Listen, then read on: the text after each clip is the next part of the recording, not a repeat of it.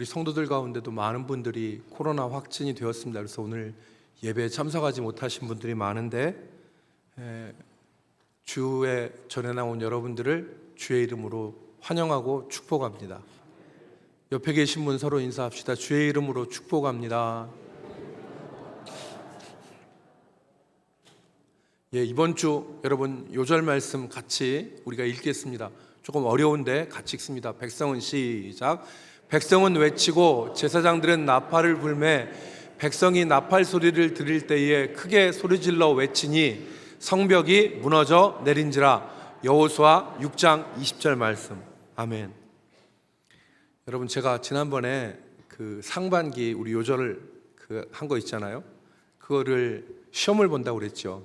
그래서 모월 모시, 모월 모일 모시의 시험을 본다고 그랬는데 오늘입니다.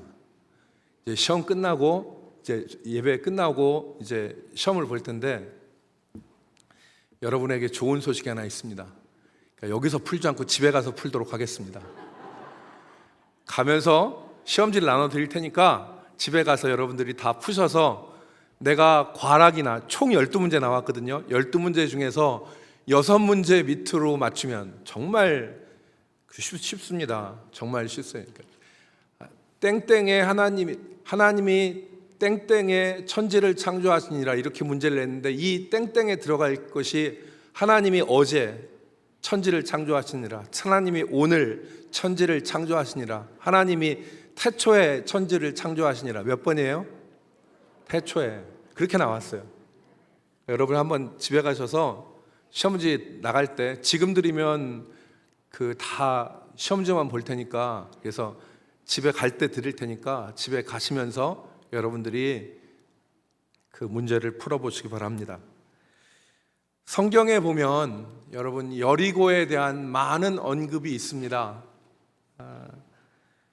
대표적으로 오늘 여호수아와 이스라엘 백성들이 이 여리고를 함락시킨 이 사건으로부터 시작하여서 신약에 가면 세리 삭개오가 활동했던 지역이 바로 여리고였습니다. 삭개오가 세리장으로 있었던 곳이 바로 여리고였고, 눈이 먼 바디메오가 눈을 뜬 곳도 바로 여리고였습니다. 여리고는 오늘 우리가 이제 본문 말씀에서 같이 본 여리고는 팔레스타인 지방에서 매우 중요한 그런 지역인데, 왜 그런가 하면 요단강을 중심으로 동쪽과 서쪽이 나뉘는데 그 동쪽과 서쪽이 서로 교통할 수 있는 요지에 바로 여리고가 있었습니다. 그래서 그 수많은 일들이 성경에 보면 우리가 생각한 것보다 많은 일들이 여리고에서 일어나요. 대표적으로 열왕기하 2장에 보면은 엘리사가 물 근원을 고쳐주죠. 엘리사가 이 지역의 물은 토질은 좋으나 물이 나쁘기 때문에 열매가 있지 않습니다. 그랬더니 엘리사가 물 근원으로 가서 물 근원을 고치지요. 그것이 바로 여리고였습니다. 또 여러분, 성경에 보면 유다의 마지막 왕이 시드기야였잖아요. 시드기야라는 사람이었는데, 이 시드기야가 바벨론의 느부갓네살 왕이 이 예루살렘을 포위하니까 버티다 3년 만에 이 예루살렘을 포기하고 도망을 쳐요. 그러다가 잡힌 곳이 바로 어디냐? 여리고입니다. 얼마 가지 못한 거예요. 그러니까 예루살렘에서 여리고까지 도망가다가 여리고에서 붙잡혀서 끌려오게 됩니다. 비참한 일들이 벌어졌죠. 그리고 신약에서 예수님께서 말씀하신 강도 만난 사람, 이 강도 만난 사람, 선한 사마리아인에 대한 말씀을 하시면서 강도 만난 사람이 예루살렘에서 여리고로 내려가다가 강도를 만났다. 그렇게 성경은 우리에게 기록해 알려주죠. 이처럼 여리고는 많은 사건이 있었던 곳이었는데 오늘 본문에 보면은 이 여리고의 문이 굳게 닫혔습니다. 여리고의 문이 굳게 닫혔습니다. 출입하는 자가 없었다고 그랬어요. 이스라엘 백성들이 요단을 건너오니까 여리고 성 주민들이 성문을 닫아버린 거예요. 완전 봉쇄하고 성문을 닫아서 전혀 들어오지 못하게 한 것입니다. 여리고는 견고한 성읍이었는데 난공불락의 성이라고 말할 수 있습니다. 그리고 어떻게 해볼 수 없는 요지부동의 상태로 들어가게 된 것입니다.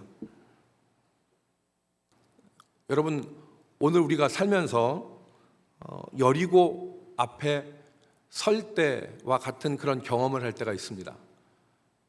전혀 어떻게 해볼 수 없는, 움직이지 않는 그런 문제를 만나기도 합니다.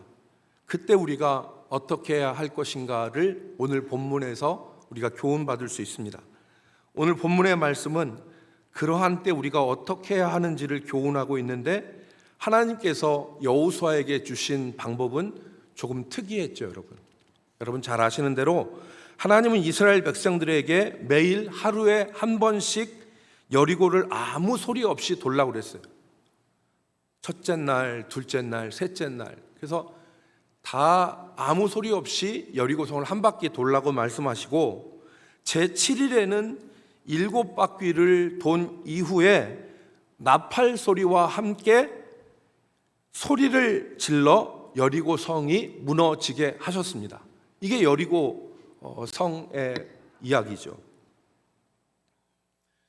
오늘 저는 그 설교를 준비하면서 두 가지를 포착을 했습니다. 두 가지를 잡았는데, 그것이 바로 나팔 소리와 침묵입니다. 나팔 소리와 침묵. 하나님께서 언약궤를 맨 제사장들 앞에 양의 뿔로 만든 양각 나팔 7명의 제사장들을 세우셔서 나팔을 불게 하셨어요. 두 번째는 이스라엘 백성들에게는 아무 말과 소리 없이 침묵 가운데서 여리고성을 매일 돌게 하셨습니다. 그러니까 하나님께서 주신 방법의 특이점, 오늘 여리고성에서의 특이점은 바로 뭐냐면, 첫 번째는 나팔 소리고 두 번째는 침묵입니다. 그래서 오늘 우리가 여리고와 같은 그러한 움직이지 않는, 결코 무너질 것 같지 않은, 우리 힘으로는 어떻게 해볼 수 없는 그런 문제를 만났을 때 우리는 이 두 가지를 기억했으면 좋겠습니다. 첫 번째는 나팔 소리, 두 번째는 침묵이라는 것입니다. 오늘 이 말씀을 같이 나누겠는데, 첫 번째 우리가 주목해야 될 것은 나팔 소리에 우리가 귀를 기울여야 된다. 아멘이죠? 나팔 소리에 귀를 기울여야 됩니다. 나팔 소리에 귀를 기울여라. 하나님은 제사장 7으로 하여금 양각 나팔을 불게 하셨습니다. 그 위치가 언약궤 앞이에요. 제사장들은 나팔을 불고 그 뒤에 언약궤가 따라오고 그 뒤에 이스라엘 백성들이 뒤따르게 하셨습니다. 여러분, 여기에서 나팔 소리는, 성경에서 나팔 소리는 어떤 신호로 사용됐죠. 신호로. 나팔이 그냥 음악으로서의 나팔이 아니라 성경에서의 나팔은 신호로 사용됐어요. 대표적인 것이 전쟁의 시작을 알릴 때 나팔을 길게 불었습니다. 또 이스라엘 백성이 모여야 될 때 나팔을 길게 불었습니다. 그래서 나팔 소리는 다른 것이 아니라, 음악적 요소가 아니라 나팔 소리는 이스라엘 백성들에 대한 신호였다. 오늘 본문에서 여리고성 정복에서 나팔이 두 가지 용도로 사용되었음을 우리가 발견할 수 있습니다. 첫째는 이스라엘 자손들에게 여호와의 말씀대로 하루에 한 번씩 여리고성을 도는 시작의 신호로 나팔 소리가 주어졌어요. 그러니까 이스라엘 백성들이 다들 있을 거 아닙니까? 그런데 나팔 제사장들이 나팔을 불면 그때 나팔 소리의 시작과 함께 이스라엘 백성들이 성을 돌았던 거예요. 나팔 소리는 이스라엘의 행동을 알리는 시작 신호였다 하는 것이 오늘 성경에 나와 있습니다. 이스라엘의 7 제사장들이 나팔을 불면 그 뒤에 언약궤가 따르고 그 뒤에 이스라엘 백성들이 따라 소리 없이 행진을 하게 된 것이죠. 그러니까 이스라엘 백성들의 움직임의 시작 신호가 바로 이 나팔 소리였던 것입니다. 두 번째, 이 나팔 소리는 함성을 지르는 신호로 사용되었어요. 함성을 지르는 신호. 마지막 일곱째 날 백성들이 여리고성을 하나님의 말씀대로 소리 없이 7번을 돌았습니다. 7번을 다 돌고 난 이후에 어떤 일이 있었느냐? 나팔 소리가 울렸습니다. 나팔 소리가 울리고 여호수아가 백성들에게 외치라라는 말을 선포했습니다. 그리고 나서 백성들이 일제히 큰 소리로 소리를 질렀을 때에 여리고성이 우르르 무너져 내리는 역사가 있었던 것입니다. 그러니까 정리하면 나팔 소리는 이스라엘 백성들에게 때를 알리고 이스라엘 백성들이 할 일을 알리는 역할을 했던 것이죠. 그래서 이스라엘 백성들은 이 나팔 소리에 귀를 기울여야 했던 것입니다. 오늘날 선포되어지는 하나님의 말씀이 나팔 소리입니다. 우리에게 오늘날 선포되어지는 하나님의 말씀이 우리에게 나팔 소리와 같습니다.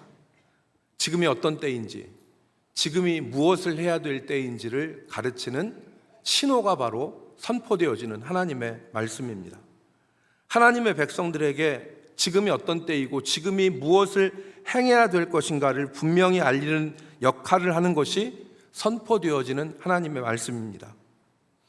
우리는 하나님의 말씀을 들을 때, 하나님의 말씀을 읽을 때 마치 나팔 소리와 같이 나에게 울려 퍼지는 하나님의 음성을, 하나님의 신호를, 하나님의 사인을 들을 수 있어야 됩니다. 마치 나팔 소리처럼 우리에게 그렇게 해서는 안 된다고 하시는 성령의 음성을 들을 수 있어야 됩니다. 마치 나팔 소리처럼 우리에게 행하라고 하시는 하나님의 음성을 우리는 들을 수 있어야 됩니다.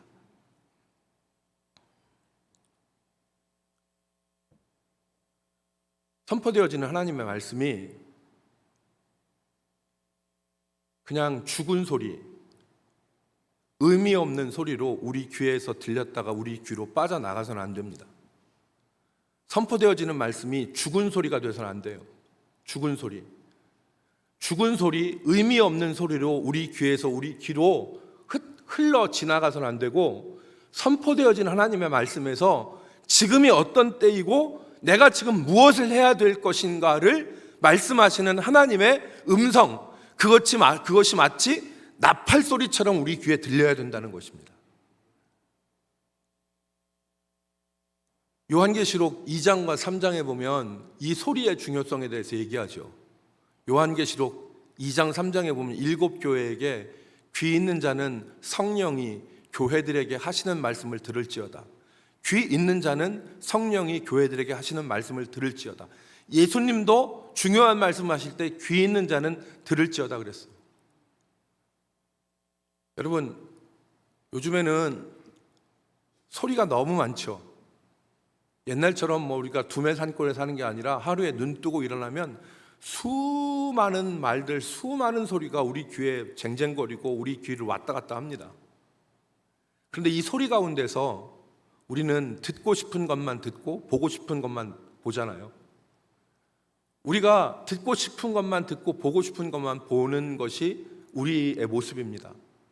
여러분, 어떤 심리학자가 실험을 하지 않았습니까? 실험을 했는데 어떤 실험을 했냐면 실험자들한테 비디오를 보게 만들었어요. 그래서 비디오를 보게 만들고, 그 비디오는 어떤 비디오냐면 청팀 백팀이 농구를 하는 건데, 그 농구하는 그 비디오를 보게 했는데, 그 농구하는 비디오에서 실험하는 자가 그 피실험자들한테 얘기를 하는 거예요. 뭐라고 얘기했냐면, 이 비디오에서 천군 백군이 농구공을 몇 번 패스하는지를 세보세요 라고 얘기를 했어요. 그랬더니 사람들이 그 비디오를 보면서 천군 백군이 농구공을 몇 번 패스하는지를 유심하게 셌습니다. 그리고 끝난 다음에, 그런데 이게 목적이 아니었죠. 끝난 다음에 그 비디오를 열심히 본 사람들에게 얘기하죠. 그 비디오 가운데, 화면 가운데 고릴라가 몇 번 등장했습니까? 그랬더니 고릴라요? 무슨 고릴라요? 고릴라 못 봤다는 거예요. 진짜 그 비디오 안에는 이 고릴라 그 인형을 쓴 사람이 나와서 화면 앞에 가슴을 치기도 하고 으앙거리기도 하면서 고릴라가 나타나는데, 사람들은 몇 번 공이 왔다 갔다 패스하는 거에만 신경을 쓰다 보니까 고릴라를 못 보는 거예요. 실험자들의 90%가 그 고릴라를 보지 못했습니다. 이 실험이 우리에게 주는 결론은 뭐냐면, 사람은 자기가 보고 싶은 것만 보고 듣고 싶은 것만 듣는다는 거예요. 오늘 우리 삶에서 선포되어지는 하나님의 말씀이 중요한 것은 바로 여기에 있습니다. 왜 그러냐면, 사람은 자기가 보고 싶은 것, 듣고 싶은 것만 듣는 경향이 있기 때문에 우리가 정말 가야 될 곳, 우리가 정말 해야 될 일들을 놓치기가 쉬워요. 그러나 우리가 가슴을 열고 우리가 귀를 열고 우리가 하나님의 말씀에 귀 기울이면 그때 무엇을 해야 되는지, 지금이 어떠한 때인가를 깨달을 수 있는 복이 그 선포되어지는 말씀 가운데 존재하는 것입니다. 지금 금리가 한 5% 정도 되죠. 2, 3% 정도, 2% 싸게 얻는 사람은 2% 이렇게 바닥에서 초입에서 얻었는데, 지금은 금리가 한 5% 정도, 그냥 기본적으로 5% 정도 된다고 하고, 비관적인 사람은 금리가 한 10% 정도까지 올라갈 수 있다. 최소한 10%까지 올라가지 않는다 하더라도 7, 8%까지는 올라갈 수 있을 것이다. 그렇게 생각하는 이유를 사람들이 얘기하는데, 지금 미국 경기가 좋지 않다. 그리고 한국이 처해 있는 상황이 중국과 함께 대립적인 관계이기 때문에 앞으로의 삶이, 우리의 경제와 우리의 삶이 결코 순탄치 않을 것이다. 이렇게 예상을 하죠. 듣고 싶은 것만 듣고 보고 싶은 것만 봐서는 우리가 처해 있는 현실을 온전히 알아낼 수가 없는 것입니다. 하나님의 선포되는 말씀 가운데 지금이 어떤 때이고 지금 내가 무엇을 해야 되는지를 나팔 소리와 같이 분명히 깨닫는 복이 저와 여러분에게 있기를 주의 이름으로 축복합니다. 주의 말씀은 내 발의 등이고 내 길의 빛이라고 했어요. 주의 말씀이 내 발의 등, 근거리에서 나의 삶을 비추는 등이고 원거리에서 내가 가야 될 길을 비추는 빛이라고 말씀하셨습니다. 시편 119편에.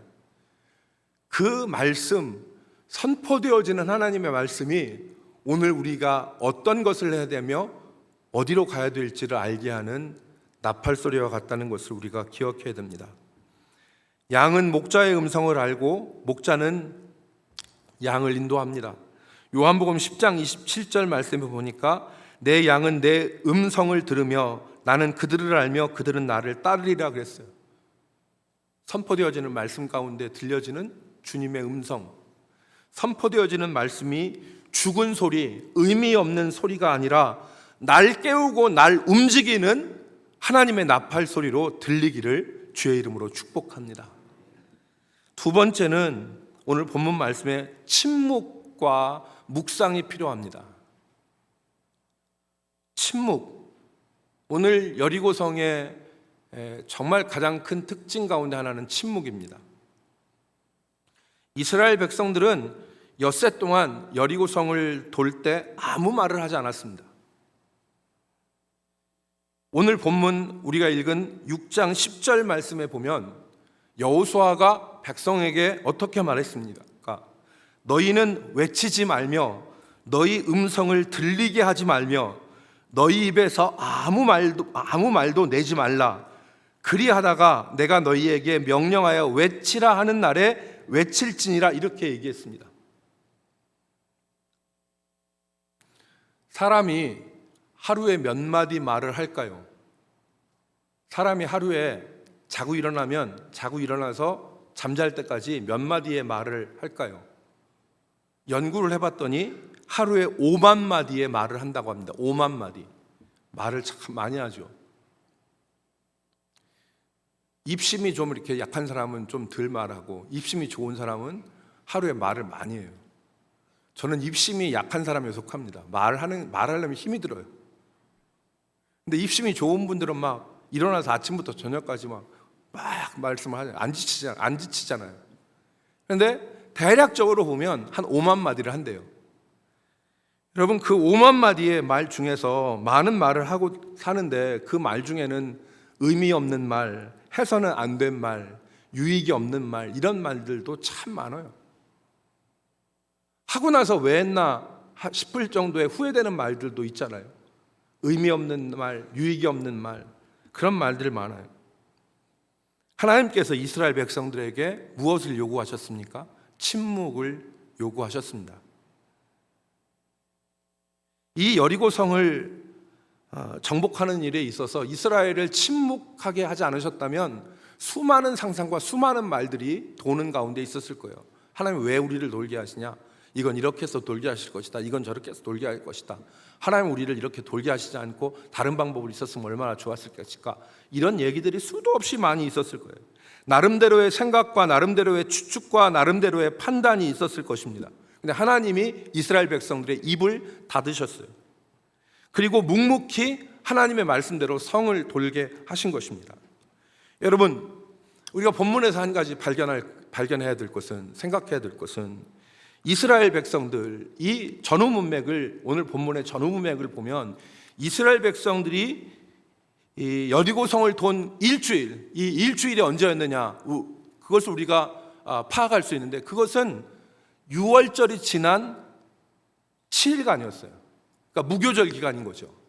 여러분, 여호수아 5장 10절 말씀에 보면 정월 14일에 이스라엘 백성들이 그 여리고 평지에서 6월절을 지켰다 그랬습니다.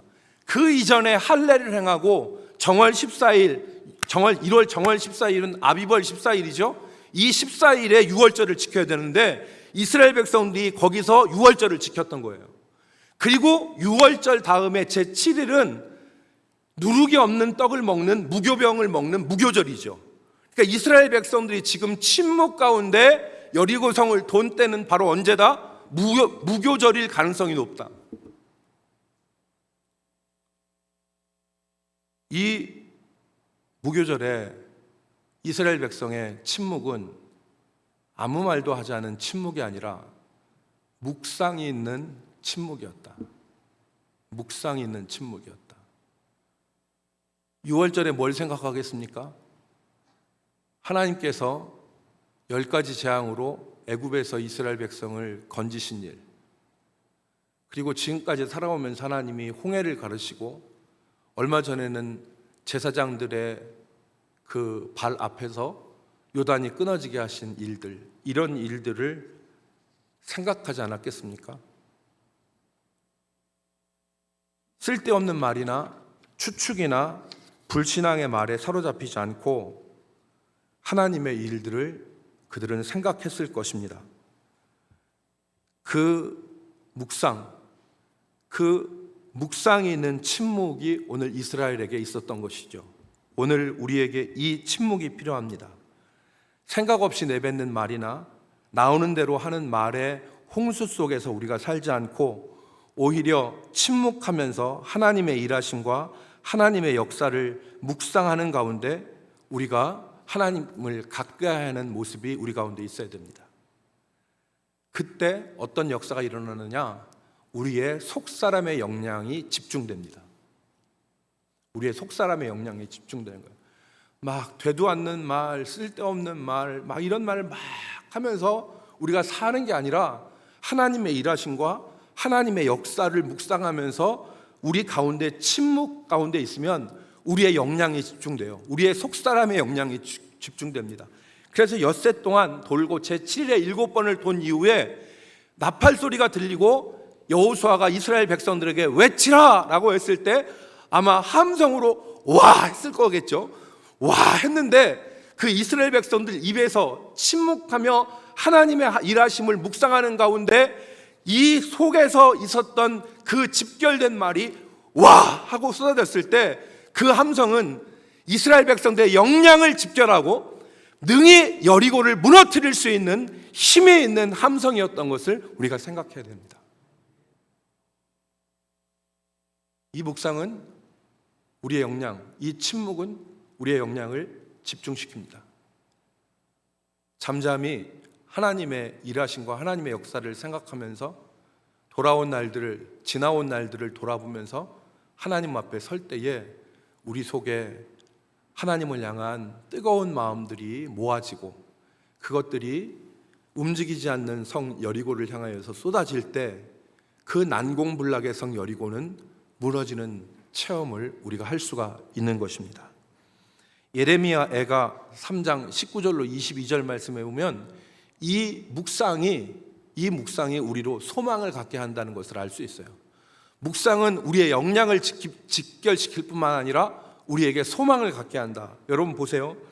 예레미야 3장 19절로 22절 보니까 내 고초와 재난 곧 쑥과 담즙을 기억하소서. 쑥과 담즙, 고초와 재난, 지금 애가의 주인공은 심각한 고통 가운데 있습니다. 눈물 나는 삶의 고통 가운데 있는데 이때 하나님 앞에 내 고초와 재난, 쑥과 담즙을 기억하소서 그렇게 기도하고 20절 말씀에 보니까 내 마음이 그것을 기억하고 내가 낙심이 되오나, 자연스러운 일이죠. 낙심되는 것, 고난과 재난 앞에서 낙심되는 것은 자연스러운 일입니다. 그런데 21절에 반전이 있죠. 21절에 뭐라고 했습니까? 이것을 내가 내 마음에 담아두었더니, 묵상했다는 말입니다. 입을 닫고 묵상했더니, 이걸 개정에서는 이것을 내가 내 마음에 담아두었더니로 표현했지만 이전 우리가 봤던 성경에는 이것을 내 중심에 회상하였더니, 내 마음속에 두고 이것을 다시 한번 되뇌이고 묵상하였더니 21절 하반절, 그것이 오히려 나의 소망이 되었음은, 이 절망의 현실이 묵상을 통해서 소망으로 변화되어진 것입니다. 절망이 변하여서 소망이 되는 건 하나님의 일하심과 하나님의 약속 말씀을 붙잡는 묵상 가운데 있는 것입니다. 22절 말씀, 여호와의 인자와 긍휼이 무궁하심으로 우리가 진멸되지 아니하니이다. 여러분, 여리고 앞에 섰을 때 하나님을 묵상하십시오. 여리고 앞에 섰을 때 하나님을 묵상하십시오. 내가 당한 고난도 하나님 앞에서 묵상하고, 내 어려운 관계도 하나님 앞에서 묵상하고, 나의 불투명한 미래도 하나님 앞에서 묵상하십시오. 그러면 내 고난과 이 재난, 쑥과 담즙, 이것을 생각하고 내 마음이 낙심되오나 오히려 이것을 내 마음에, 내 중심에 두었으니 오히려 이것이 내 소망이 되어지는 역사가 우리 삶 가운데서 벌어집니다.